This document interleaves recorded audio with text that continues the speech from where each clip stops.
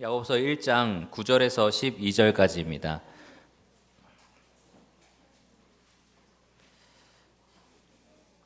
저희가 오늘 야고보서 목소리가 좀 큰가요? 네. 제 목소리가 이걸 더 낮추라고요? 됐어요? 네. 크게 하겠습니다. 오늘 야고보서가 저희가 두 번째 시간인데요. 두 번째 시간이기 때문에 조금의 서론을 말씀을 드리겠습니다. 이 야고보서가 사실은 신약 성경 가운데 정말 중요한 책 중에 하나입니다. 정말 중요한 이유가 여러 가지가 있지만 그 중에 한 가지를 또 말씀드릴 수 있는 것은 신약 성경 중에 최초로 쓰인 서신서가 이 야고보서입니다. 또 더 나아가서 신약 성경 가운데 가장 먼저 쓰여진 책도 야고보서입니다. 이 야고보서가 약 AD 그 주후 45년에서 49년 사이에 쓰인 책인데요. 45년도에 무슨 일이 일어난지 아십니까? 45년도에는 그 바울과 바나바가 그 전도 여행을 처음으로 떠났던 그때가 바로 45년경입니다. 그래서 사도행전 13장에 그것이 기록되어 있는데요. 안디옥 교회에서 장로들이 기도하고 있을 때 성령께서 바울과 바나바를 따로 세워서 전도하는 그러한 일을 했던 것이 바로 사도행전 13장 기록이고요. 그것이 AD 45년경입니다.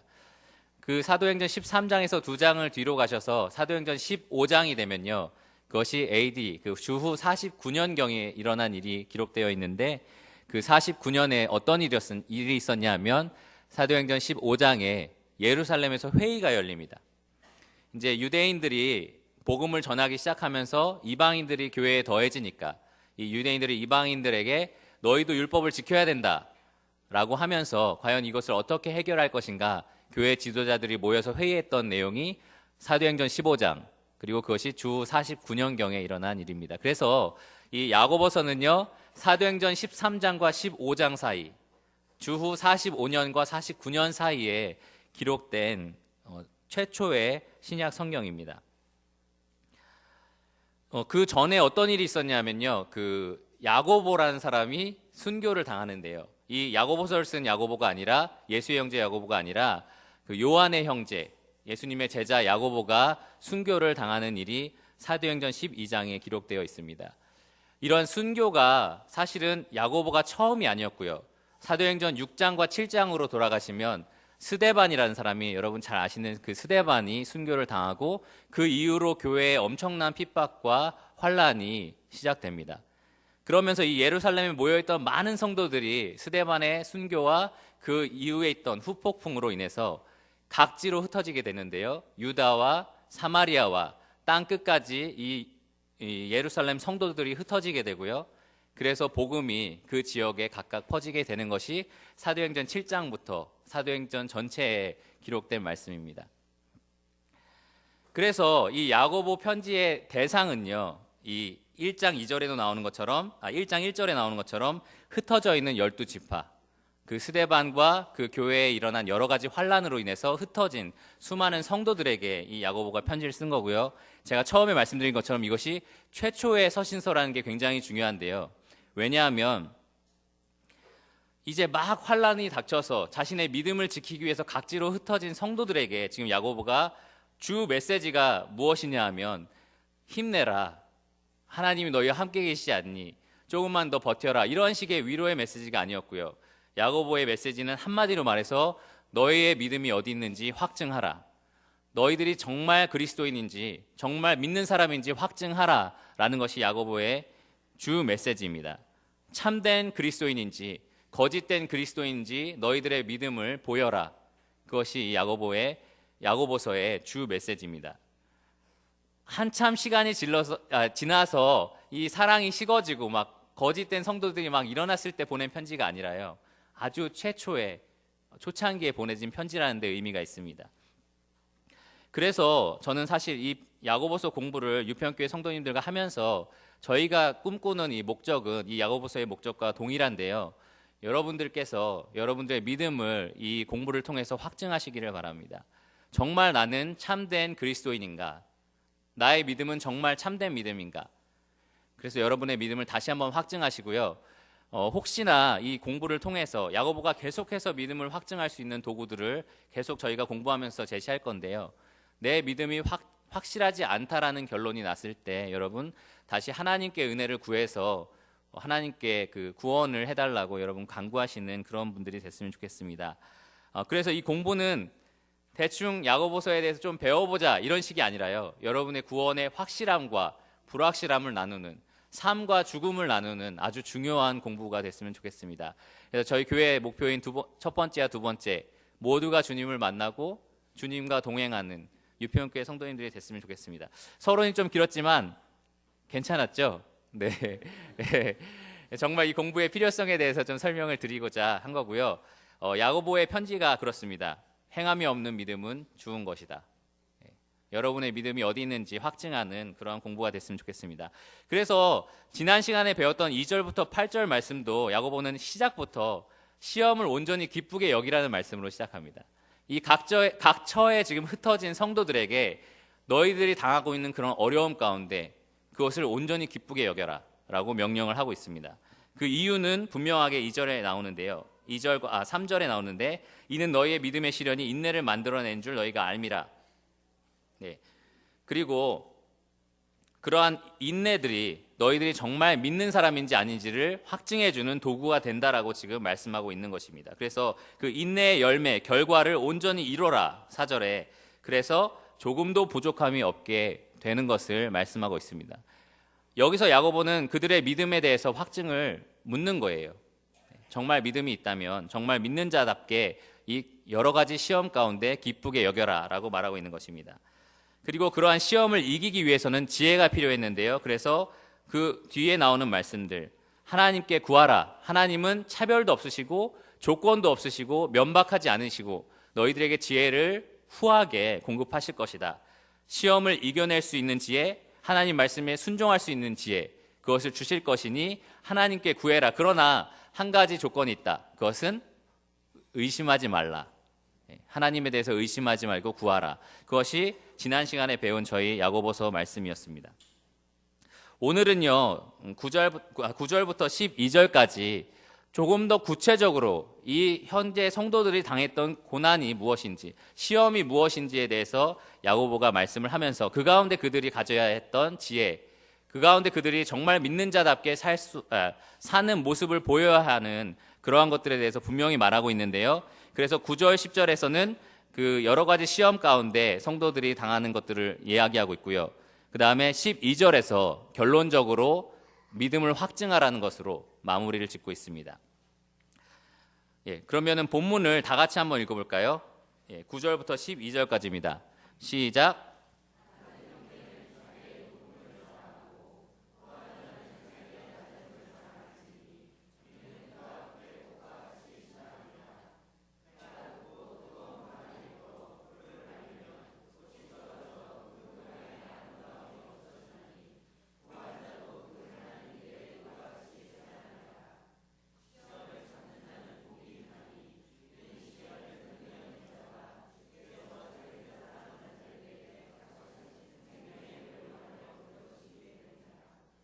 네, 감사합니다. 금요일날 성경 해석을 공부하시는 분은 잘 아시겠지만 9절과 10절에서 지금 대표적으로 대조되고 있는 두 주어가 나옵니다. 첫 번째는 낮은 형제고요. 두 번째는 부한자입니다. 낮은 형제와 부한자가 지금 대조돼서 나오고 있는데요. 낮은 형제, 겸손한 형제 이렇게 저희들이 생각할 수도 있지만 이 대조되고 있는 부한자랑 같이 연관해서 생각해 볼 때 이 낮은 형제는 경제적으로, 물질적으로 가난한 사람을 말한다고 저희가 볼 수 있습니다. 그리고 형제라는 말을 통해서 저희가 또 알 수 있는 게 있어요. 이 가난한 사람은 그냥 길거리에 다니는 어떤 가난한 사람 한 사람이 아니라 교회 안에 있는 가난한 성도를 가리킨다라고 알 수 있습니다. 그래서 지금 야고보는요, 가난한 한 교회 안에 있는 가난한 성도와 또 부한 성도에 대해서 말씀을 하고 있습니다.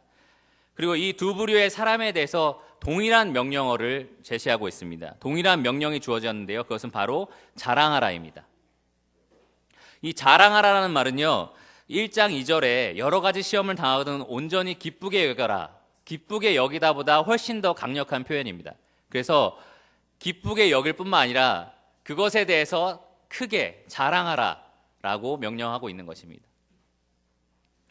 아까 말씀드린 것처럼 여러 가지 순교와 핍박과 환난 가운데 성도들이 각처로 지금 흩어져 있는 상태인데요. 그들은 가난한 형편에도 있었고 부한 형편에도 있었습니다. 그런 각각의 상황에 대해서 야고보는 동일하게 자랑할 것을 지금 명령을 하고 있습니다. 그러면 과연 각각의 상황에서 그들이 자랑해야 할 것이 무엇이었는지 하나하나 살펴보겠습니다. 첫째로는요, 가난한 형제가 있는데 어떻게 이들이 가난하게 됐나 잠깐 생각해 보면요, 아까 말한 것처럼 스데반과 그 교회에 닥친 그런 여러 가지 핍박 가운데 성도들이 그 자리를 피해서 다른 지역으로 피신 갔을 때요, 자기의 땅 문서라든지 재산이라든지 이런 거를 다 챙겨서 갈 수 있는 여유가 있었을까요? 그러지 않았겠죠. 그래서 대부분이 자신의 많은 재물들을 다 놔두고 도망가야 했을 것입니다. 또한 유대교에서 이제 그리스도인으로 기독교로 개종한 사람들 같은 경우는요, 그 유대인들의 모임 가운데서 축출당했습니다. 재산을 몰수당하기도 했고요, 여러 가지 사회적인 경제적인 이익들에서 끊어지기도 했습니다. 그래서 실질적으로 이 사람들은 가난한 상태에 머물렀습니다. 또 그들이 도망갔던 장소에서 이제 막 일을 얻기 위해서 일을 구하면 사실 그들이 아는 사람이 있었던 것도 아니고, 저희가 여러분이 갑자기 미국 간다고 해서 거기서 막 일자리가 생기는 게 아니잖아요. 그럼 어떤 일부터 시작하겠어요? 아주 낮은, 사회적으로 낮은 일들을 시작할 것입니다. 그래서 야고보서 5장에도 보면 가난한 사람에 대해서 이야기할 때 소작농에 대해서 얘기합니다. 그 땅을 많이 갖고 있는 지주 밑에서 소작농으로 일하는 사람들. 그런데 그 당시에 사회적으로 굉장히 불합리했기 때문에 이 소작농으로 일해도 품삯을 제대로 받지 못하는 그러한 어려운 환경들이 있었습니다. 그리고 인권에 대한 개념이 지금보다 훨씬 더 낮았기 때문에 아마도 이 당시에 흩어진 성도들의 가난한 형편은 우리가 상상할 수 있는 그것보다 훨씬 더 가난한 아주 궁핍한 상태, 생명에 지장이 있는 정도의 아주 가난한 상태를 말할 수 있을 것입니다. 이러한 가난한 자에게 지금 야고보는요, 자기의 높음을 자랑하라고 명령하고 있습니다. 이렇게 가난한 사람들에게 무슨 높음이 있을까요? 이 사람들이 자랑할 만한 게 무엇일까요? 나 오늘 쌀밥 먹었다, 이 정도로 자랑할 수 있을까요? 과연 야고보는 무엇을 이들에게 자랑하라고 명령하고 있는 것일까요? 저희가 고린도 후서 6장 8절에서 10절을 보면요, 사도 바울이 이러한 아무것도 없는 상태에서, 가난한 상태에서 자랑하는 장면이 나옵니다. 고린도후서 6장 8절에서 10절을 제가 잠시 읽어드리면요, 우리는 속이는 자 같으나 유명한 자요, 죽은 자 같으나 보라 우리가 살아있고, 징계를 받는 자 같으나 죽임을 당하지 아니하고, 근심하는 자 같으나 항상 기뻐하고, 가난한 자 같으나 모든 것을 가진 자로다. 가난한 자 같으나 모든 것을 가진 자라고 말하고 있습니다. 어떻게 사도 바울이 이렇게 가난한 형편에 있었지만 자랑할 수 있었을까요? 무엇을 사도 바울이 자랑할 수 있었을까요? 그것은 바로 그리스도 안에 있는 영원히 변하지 않는 이 환경과 그들의 극심한 가난과 궁핍이 건드릴 수 없는 영원한 생명입니다. 그리스도인들만 가지고 있는 이 특권, 구원이 있었기 때문에 사도 베드로도 모든 것을 가진 자라고 자랑할 수 있었고, 또 야고보도 자랑하라고 명령을 준 것입니다. 에베소서 1장 3절에서 14절을 보면요, 사도 바울이 또 찬송하리로다라고 말을 합니다. 하늘의 모든 신령한 복을 우리가 가지고 있다라고 말을 하고 있고요, 구원의 복음을 우리가 누리고 있고, 기업을 이어받을 자라고 말하고 있고, 영광을 우리가 얻을 것이라고 하고 있고, 찬송할 것을 명령하고 있습니다. 그리스도인이라면요, 그 처한 환경과 아무런 관계없이 자랑할 이유가 존재하는 것입니다. 사실 극심한 가난은 우리로 하여금 어떠한 반응을 불러일으킵니까? 불평하게 합니다. 불만을 갖게 합니다. 또 극심한 가난은 우리로 하여금 염려하게 합니다. 근심하게 합니다. 저는 지금 자전거를 타고 다니는데 좋은 형제가 아주 좋은 차를 끌고 나오면 시기하고 질투하는 일도 하게 됩니다. 이러한 가난이라는 환경과 시험은 우리로 하여금 그러한 죄를 만들게 하기도 합니다. 그러나 여기 야고보는 그렇게 하지 말고 너희가 가지고 있는 참된 변하지 않는 이 놀라운 특권, 구원에 대해서 자랑하라고 명령하고 있는 것입니다. 자, 이제 부한자로 넘어가겠습니다. 당시에 대부분의 사람이 이렇게 가난했지만 개 중에 부한 사람이 존재했습니다. 성경에도요, 부한자가 종종 나오는데 예수님의 무덤을 샀던 부자 요셉이 있죠. 그런 부자가 있었고요. 또 고넬료, 이방인이었지만 백부장이었던 고넬료도 굉장히 부자였습니다. 또 니고데모도 전통에 따르면 나중에 재산을 빼앗기긴 했지만 당시에는 랍비였고 사회적으로 그 랍비라는 신분을 가졌기 때문에 그에 합당한 재물이 있었을 것입니다. 그래서 그리스도인 가운데도 부자가 존재했다는 것입니다. 자, 이 부자에게는요, 야고보가 자기의 낮아짐을 자랑하라라고 명령하고 있어요. 자기의 낮아짐. 부자의 낮아짐이란 무엇입니까? 왜 무슨 낮아짐을 자랑하라고 할까요? 생각해 보시면 아까 극심한 가난이라는 환경에 둘러싸였던 성도들은 불평과 불만이라는 죄를 질 수 있었다고 말씀드렸잖아요. 그런데 이 부함이라는 것을 가지고 있는, 그 부함이라는 환경을 갖고 있는 사람들은 어떠한 어려움이 있었을까요? 어떠한 유혹에 들어갈 수 있었을까요? 그들은요, 재물을 의지할 수도 있었습니다. 하나님 대신 재물을 숭배할 수도 있었습니다. 재물에 대해서 안정감을 가질 수 있었고 쾌락을 추구할 수도 있었습니다. 그래서 성경에 누가복음 12장에 나오는 부자가 나오는데요. 부자가 뭐라고 합니까? 소출이 너무 풍성해서 내가 창고를 더 짓고 평안히 쉬고 먹고 마시고 즐거워하자. 그러한 말들이 나옵니다. 부자는요, 그렇게 물질에 안주하게 되는 것입니다. 그런데 그러한 자들에게 야고보는 그러한 것들을 의지하지 말고 낮아짐에 대해서 자랑하라. 그러한 모든 것들이 다 없을지라도 너희에게 남아있는 그 영원한 생명, 구원에 대해서 자랑하라고 명령하고 있는 것입니다. 그렇게 부자들이 그러한 것들을 자랑해야 할 이유는 분명하게 10절 이후에 기록되어 있는데요. 그 이유는 그가 풀의 꽃과 같이 지나감이라. 한마디로 말해서 이것은 그가 가지고 있는 그가 가지고 있는 이 환경이 아주 일시적이고 순간적이라는 것입니다. 11절에 조금 더 이것을 풀어서 설명하고 있는데요. 해가 돋고 뜨거운 바람이 불어 풀을 말리면 꽃이 떨어져 그 모양의 아름다움이 없어지나니. 당시에 이스라엘이 거의 2월 달에 꽃이 피기 시작해서 5월 달이면 뜨거운 기후에 의해서 꽃이 시들었다고 합니다. 근데 저는 예수님이 그 산상수훈에서 말씀하신 그 들꽃과 연결을 해볼 때 훨씬 더 빨리 져버리는 들풀을 지금 야고보가 말하고 있다고 생각하는데요. 예수님이 뭐라고 하셨냐면 마태복음 6장에 오늘 피었다가 내일 아침에 아궁이에 던져지는 들풀 이렇게 말씀하셨잖아요. 그래서 훨씬 더 그 꽃이 금방 지워버리는, 금방 사라져버리는 그러한 예시를 지금 야고보가 들고 있다고 생각합니다. 그래서 꽃이 필 땐 너무 아름답잖아요. 지금 저도 저희 집 앞에 수선화가 폈는데 너무너무 아름다워요. 그런데 정말 금세 그 꽃이 지고 맙니다. 그 아름다움이 금방 사라지고 맙니다. 야고보도 4장에 보면요, 우리의 인생 그 자체를 가리켜서 안개와 같다라고 말합니다. 우리를 둘러싸고 있는 환경들, 우리에게 부하고 우리가 안락하게 기댈 수 있고 의지할 수 있는 이런 부함도 사실은 정말 안개와 같이, 이 들풀과 같이 금방 사라져 버릴 것이라고 말하고 있는 것입니다. 그러니까 그것을 자랑하지 말라. 그것을 자랑하지 말고 영원히 자랑할 수 있는 너희들의 구원을 자랑하라고 명령하고 있는 것입니다. 그래서 11절 뒷부분에 그 해석이 나오는데요. 부한 자도 그 행하는 일에 이와 같이 쇠잔하리라. 만약에 너희들이 그 부를 의지하게 되면, 부를 자랑하게 되면 그 모든 것이 덧없게 될 것이라는 것입니다. 이 세상에 존재하는 쾌락과 부와 물질과 그것들을 될 수 있으면 많이 가지려고 노력했던 한 왕이 있었습니다. 누군지 아시나요? 솔로몬. 그가 모든 것을 움켜쥐려고 했지만 전도서 2장에 보면 그가 그 모든 행위들이 이 공중에서 그 바람을 잡으려는 것과 같이 헛되고 헛된 일이라고 고백을 합니다. 여러분, 인생을 바람을 잡으려고 평생을 허비하다가 죽은 사람이 되고 싶으십니까? 만약에 여러분을 둘러싸고 있는 환경들, 그 가운데서 부함, 재물들, 물질들을 의지하신다면, 그것들에 자랑하신다면 그와 같은 삶을 사는 것입니다. 마땅히 자랑할 바를 자랑하는 것이 바로 이 야고보서의 명령입니다. 사도 바울도 자랑하는 자는 주 안에서 자랑하라.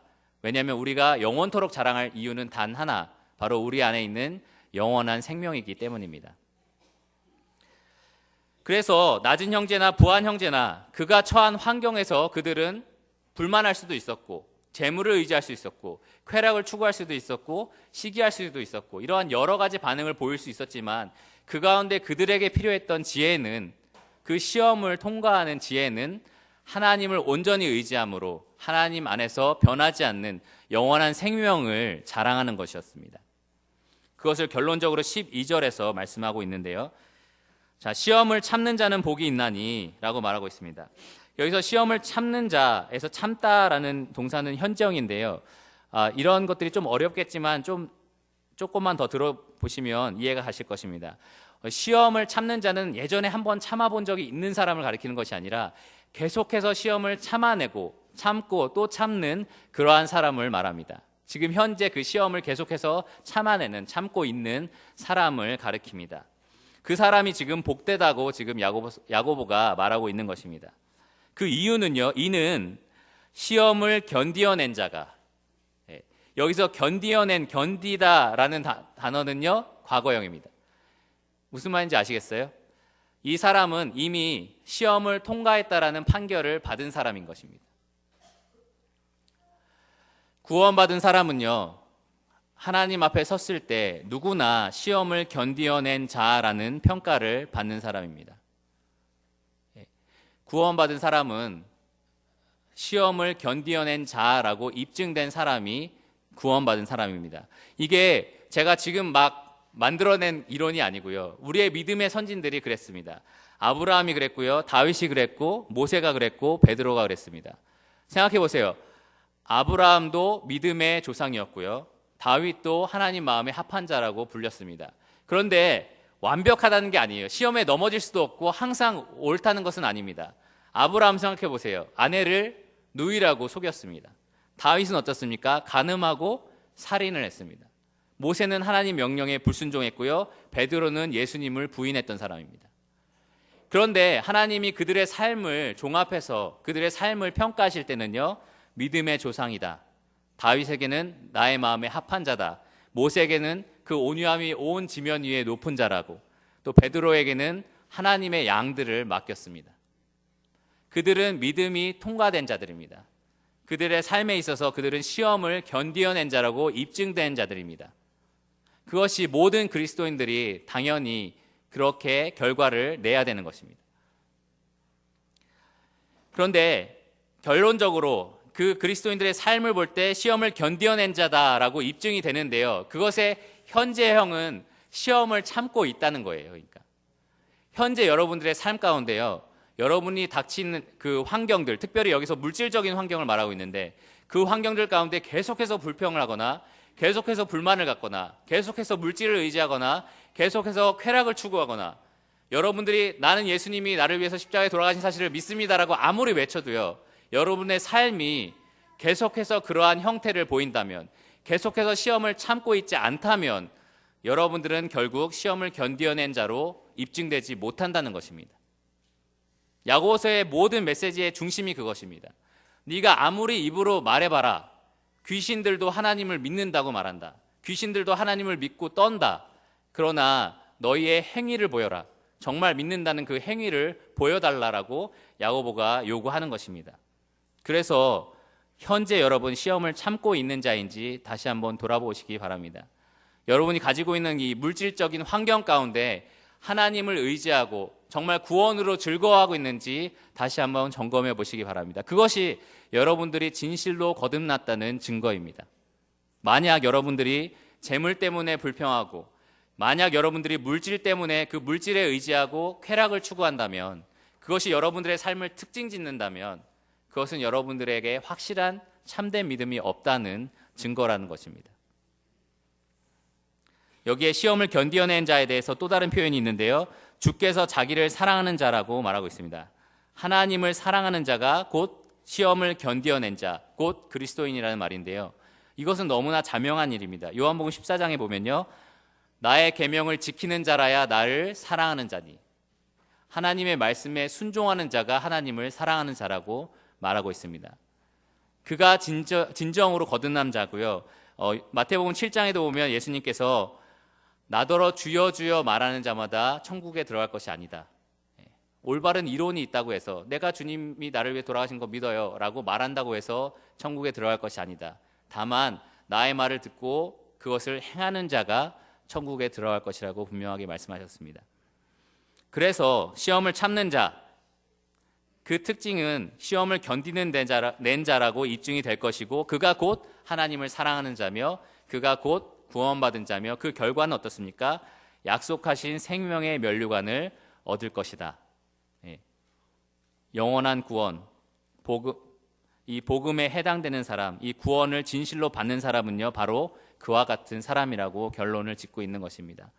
아까 초반에 제가 말씀드린 것처럼 야고보서 공부는요, 굉장히 우리에게 유익하지만 굉장히 진지하고 신중한 공부입니다. 만약에 우리가 이렇게 공부해 나가면서 우리의 삶 가운데 이러한 열매들이 보이지 않는다면, 정말 우리의 행함이 우리의 신분을 제대로 드러내 보이지 않는다면 우리의 믿음은 바로 이 의문에 휩싸이게 되는 거예요. 참된 믿음을 가지고 있는지 다시 한번 점검해 볼 필요가 생기는 것입니다. 그러나 여러분, 현재 삶 가운데 이러한 여러 가지 경제적인 환경 가운데 하나님을 온전히 의지하고, 또 야고보가 말하고 있는 것처럼 이 구원으로 인하여 정말 즐거워하는 여러분이시라면 기뻐하실 것은 여러분에게 생명의 면류관이 예비되어 있다는 것입니다. 오늘 말씀은 여기까지고요. 이 말씀을 통해서 돌아가셔서 이제 여러분이 각각 처해 있는 진짜 그 물질적인 환경들, 경제적인 환경들에 대해서 다시 한번 생각해 보시고, 그 가운데 여러분이 어떠한 반응을 나타내시든지 토론 시간에 충분히 나누어 주셨으면 좋겠습니다. 기도하시고 분반 시간 갖도록 하겠습니다.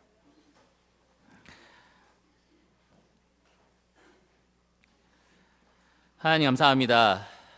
정말 이 야고보서를 통해서 저희에게 귀한 말씀을 주심에 감사를 드립니다.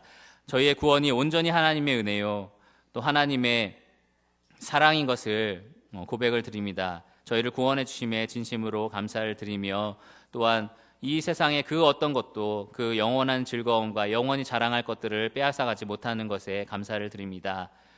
오늘 저희가 이 야고보서 공부를 통하여 저희의 믿음을 다시 한번 검증하기를 원합니다. 저희가 정말 주님 안에 있는지, 저희의 삶이 그것을 드러내는지 함께 교제하면서 격려하고 또 믿음으로 서로 굳건하게 세워주는 좋은 공부가 될 수 있도록 도와주시옵소서. 이 모든 건 예수 그리스도 이름으로 기도드렸습니다. 아멘.